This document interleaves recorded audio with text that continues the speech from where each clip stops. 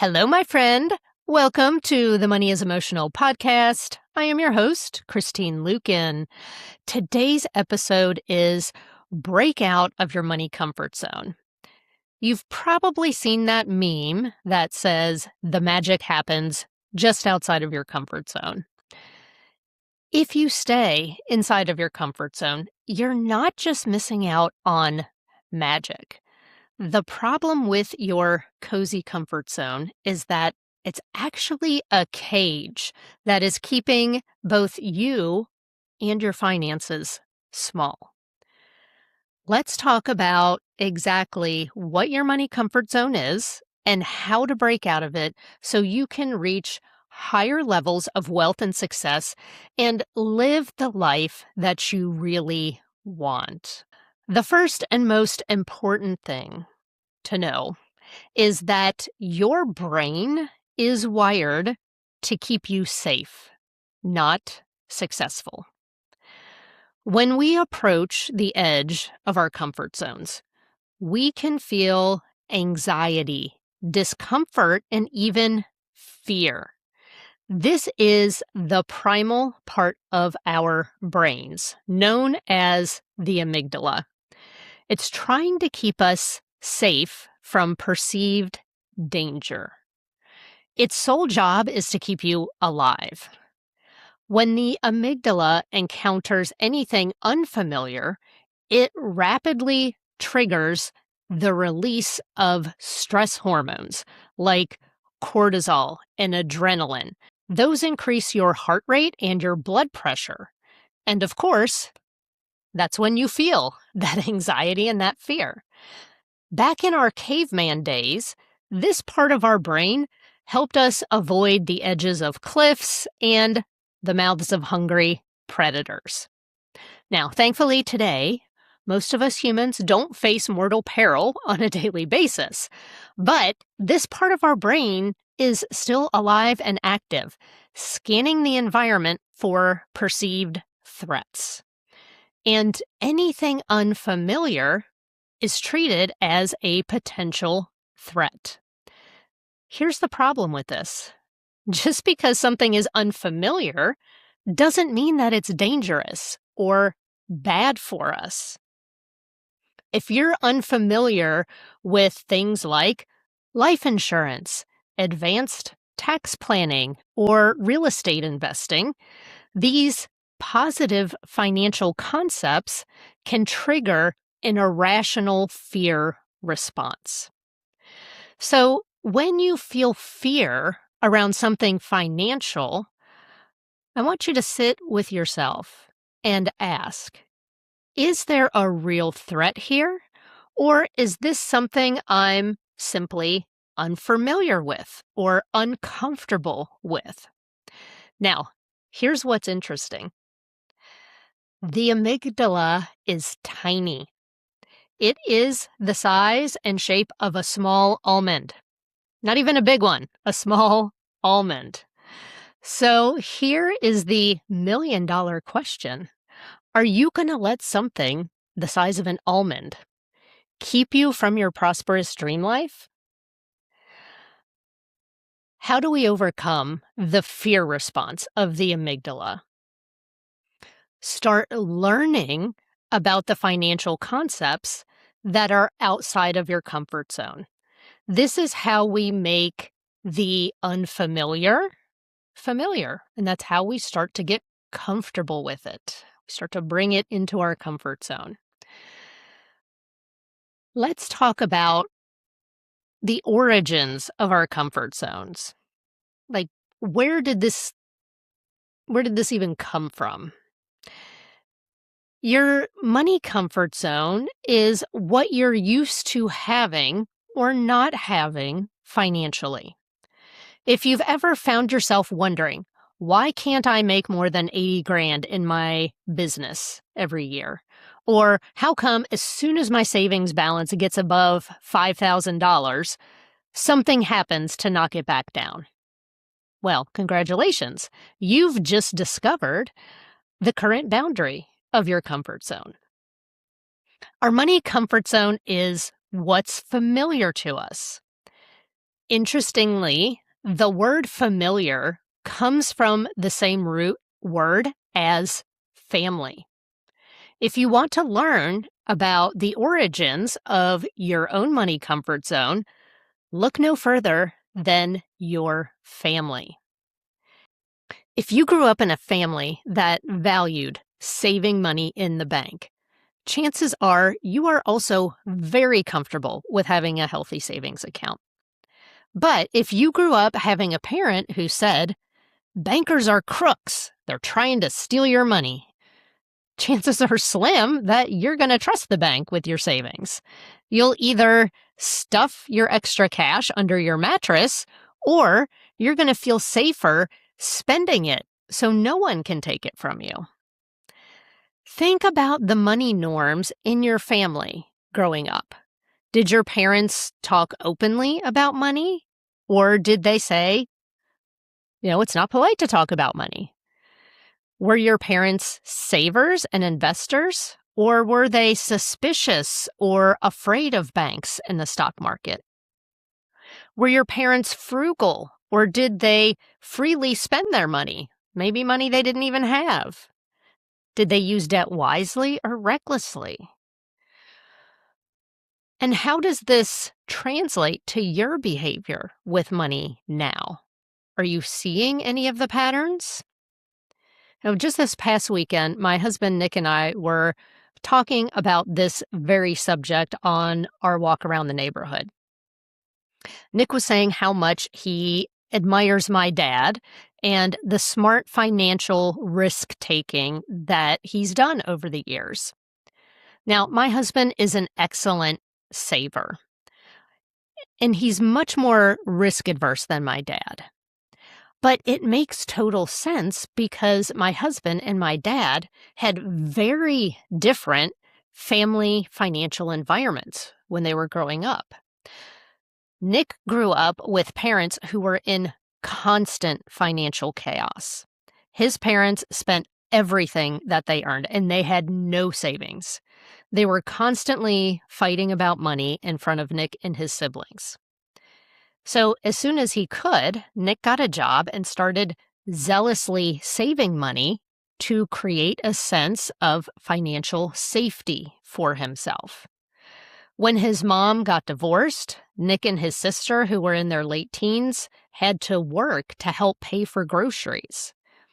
The message that Nick received growing up was a lack of savings equaled a lack of safety. So, because his brain wanted to create safety, it told him saving money is safe. That is the solution. On the other hand, my dad received a very different message growing up. My grandpa worked a very blue-collar job. He was a maintenance technician in Bell Helicopter. There wasn't a lot of money left over after feeding and caring for 5 kids, but my grandpa always managed to scrape together a few dollars to invest in a better future. He invested small amounts in the stock market, which grew and multiplied. He invested in building materials to put a second story on their house, creating 3 apartments to rent out. My grandpa invested in land and started farming on the weekends and sold his produce at the local farmer's market. My dad got the message that you always take some of your money and you invest it in things that make more money. So your family often informs your current money comfort zone. Then it's up to you to decide whether or not you want to stay there. Let's talk about how to identify the edges of your money comfort zone. So when you approach the edge of your money comfort zone, your little amygdala, your little almond, kicks in with a flood of stress hormones. You're likely going to feel anxious, fearful, and uncomfortable. It's time to get excited because freedom is on the other side of that fear. When you feel triggered by a money topic, it's time to lean in, not tune out. Typically, when you feel fear, you either want to fight it or flee from it. When someone mentions a financial concept you're unfamiliar with, you might be tempted to argue why your current way of doing things is better, or simply dismiss the uncomfortable topic. If you overhear your coworkers talking about what's in their crypto wallets, and your first thought is, I'd never buy crypto, it's too risky. Lean into that. Why is it too risky? Do you understand how crypto works? Do some research rather than dismissing a financial concept or investment. Now, I'm not saying that you have to invest in crypto or any other asset. Just get curious about your discomfort. So here's an example of how this is playing out in real time for me. In November, Natalie Levy of She's Independent reached out to me to see if she would be a good guest for the Money is Emotional podcast. So we set up a time to chat, and she filled me in on her new book, Cash is Queen, and her quest to make angel investing more accessible to women. I loved our conversation, and we recorded her Cash is Queen episode a few weeks later, which I have linked in the show notes if you'd like to listen to it. Now, I've been investing in my 401k for 25 years, and even outside of my retirement accounts for over a decade. But I'd never considered angel investing. It felt simultaneously intriguing and intimidating, which told me that I was encountering the edge of my money comfort zone. I knew that joining She's Independent as an accredited angel investor would proactively push me out of my comfort zone. When you feel both excitement and discomfort, you've probably found an edge that you want to lean into. So once you've found this edge, it's time to take action and proactively push yourself out of your money comfort zone. What is the one next step to move yourself outside of your comfort zone? You might think in my case, it would be making my first angel investment, but it wasn't. That was more like step 5. So I went to the She's Independent website and I paid the $950 annual fee and signed up to be an investing member. That was my first step to break out of my money comfort zone, putting my money where my mouth is. Then I plugged into the weekly meetings and their educational materials. That was my second step. I attended my first pitch day in February, and I asked the founders questions about their company operations and their profitability. That was the third step out of my comfort zone. I dove into the pitch decks and the financial statements of the companies that interested me. That was the fourth step. And yes, just a few short weeks ago, I took the fifth step, and I officially wrote my first check as an angel investor. As I took each step, there was a feeling of fear and discomfort that I had to step through.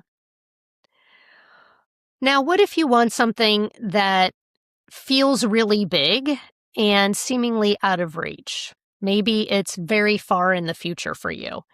What if you're having a hard time of even thinking what a first step might be? Dare to enter the Wealthy Woman Book Club, where answers exist to forbidden questions, where women of all ages and income secretly gather, where knowledge is shared, where possibilities are explored, where women claim their power. Dare to stay a spell in the Wealthy Woman Book Club. In this place, we lift each other up. In this place, we start dreaming again. In this place, we see financial miracles. In this place, we grow through the glory and the failure. In this place, we step into a new identity. Dare to champion the Wealthy Woman Book Club. We're creating a future where women are financially empowered across the globe. We're creating a future where our daughters stand on equal financial footing with our sons. We're creating a future where we purchase with our principles rather than price tags. We're creating a future where we use the power of money for the benefit of people and the planet. Welcome to the Wealthy Woman Book Club. Dare to come in, woman. Come in. Join us at wealthywomanbookclub.com.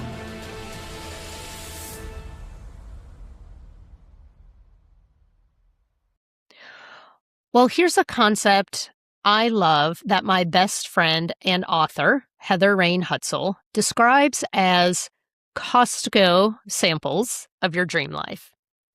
If you've been to Costco, you know they give out big, delicious samples of their products. Not the whole package, but a generous portion that tells your mouth in no uncertain terms the enjoyment that you'll receive if you take the next step and buy. Costco samples of your dream life bring a generous slice of that experience before it fully arrives for you. So, for example, my dream life is living in Florida full time. I love the sea, the sunshine, swimming, golf, walking underneath the palm trees, the way my skin and hair respond to the humidity. I love everything about it. The trick is to, first of all, notice the Costco samples you already have of that dream life and purposefully bring more in. So, summers here in Kentucky, they are the Costco samples of my tropical dream life. The hot and humid weather here in Kentucky in the summer, it's perfect for golfing, walking, sunning, and swimming. And I take full advantage of it. And I also seek out on purpose more Costco samples of my dream life by booking several trips to Florida in the winter. Now, Nick and I are not putting a down payment on our Florida house just yet, but I am gratefully and joyfully savoring my tropical flavored lifestyle samples. Think about which area of your life and finances where you want to push beyond the edge of your comfort zone. Make a plan of action and take the first step. Breaking out of your money comfort zone leads to more abundance, not more problems. There is an unspoken fear about the next level of wealth that many people have, whether consciously or unconsciously. More money, more wealth, more abundance sounds great, but there are fears about more responsibility, more complication, and the expectations that come with it. As the saying goes, mo money, mo problems. Honestly, I hate that saying. Here's what I think it should be instead. More money, better problems. Problems are part of the human experience. You are always going to have money problems. You're always going to have life problems. But what kind of money problems do you want to have? You can have money problems like overdrawn bank accounts, maxed out credit cards, and overdue bills. Or you can have money problems like making so much money that you move into a higher tax bracket, needing to hire a financial advisor, or having friends ask you to invest your excess cash in their business startups. When you break out of your money comfort zone, you get better quality problems. And honestly, I prefer to look at them as challenges and opportunities because these are catalysts for growth. I mean, wouldn't you rather figure out how to hire and work with a financial planner rather than how to get a cash advance to make your utility payment? What's a better quality money problem that you've been fearful of encountering on your way to financial prosperity? Because if you have fears about the next level, they can be holding you back from pursuing that success.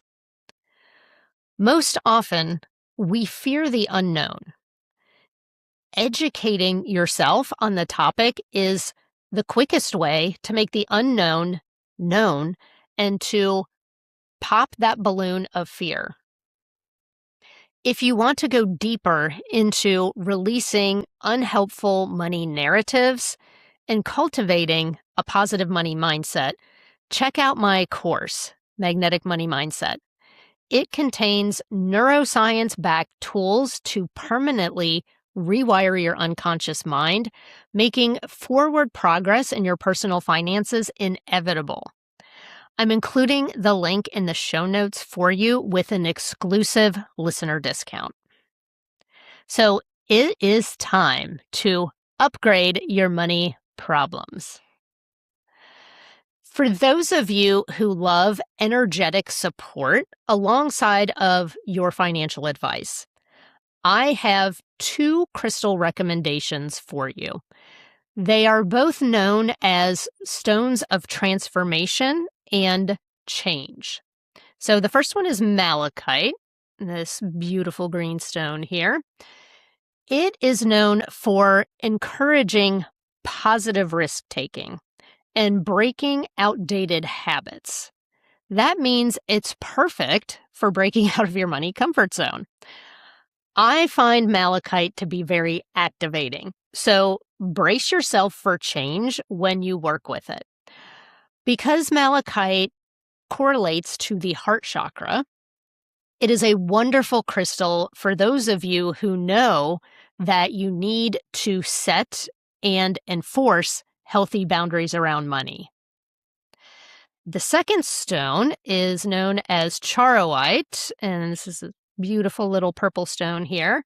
Charoite is regarded as a powerful tool for navigating life transitions, for overcoming resistance to change, and accelerating personal growth. It's a wonderful stone for releasing fear and clearing negativity. So if you have a lot of fear, this is the one you're going to want to get. Now, because charoite correlates to the third eye in the crown chakra, it's the perfect stone for cultivating a positive money mindset and a clear vision for your future. Breaking out of your money comfort zone starts with recognizing that the fear you feel around unfamiliar money concepts is often just your brain trying to keep things safe and familiar. But the life you truly want, greater abundance, opportunity, and financial dignity, exists just beyond the edge of that comfort. When you get curious about your money fears and examine the financial patterns that you inherited and start taking intentional steps outside of your comfort zone, you begin expanding what feels possible for your life and your finances. Remember, the goal is not to eliminate discomfort. It's to grow through it. And on the other side of that growth are better quality money challenges and a bigger, more abundant life. Well, my friend, this is where I leave you for today. If you found wisdom in this episode, please forward it to a friend and then leave us a review. It helps other people to find the Money is Emotional podcast. And if you're not a subscriber yet, what are you waiting for? Hit that button so you'll be the first to know when a new episode drops.